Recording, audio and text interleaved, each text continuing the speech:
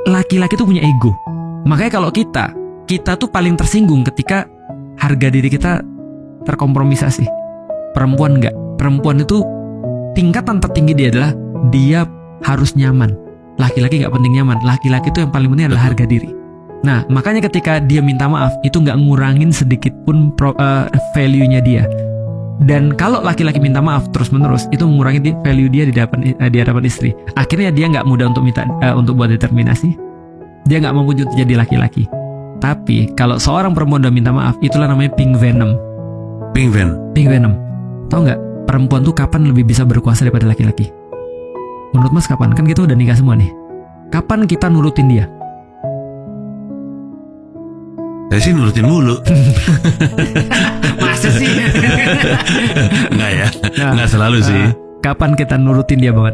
Kita habis marah kita bisa nurutin dia kapan? Kalau dia meminta-minta. Wah, keren banget. Langsung benar lagi, Mas. Kita nurut dia kalau kita merasa in control. Iya. Kalau kita merasa in control, artinya kalau kita merasa oke nih, dia sudah nurut sama aku nih, aku nurutin dia.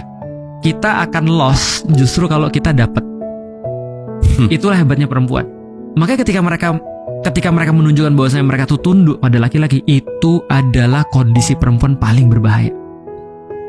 Ada penelitiannya loh, Mas. Tentang orang selingkuh di kantor. Tahu, Mas? Nggak tahu. Orang selingkuh di kantor tuh, Mas, itu nggak pamer kecantikan. Pamernya gini, kamu bisa nggak bantu aku? Kamu masalah nih.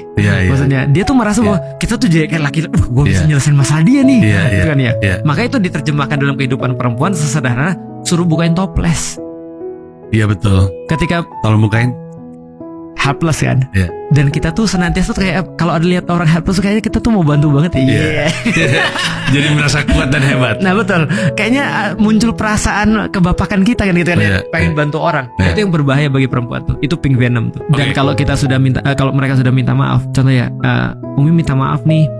Mohon maaf ya kalau Abi tadi marah. Atau misalnya mohon maaf ya kalau Umi tadi marah. Doain ya supaya Umi nggak gitu lagi. Kita bilang gini, nggak, bukan salah lu,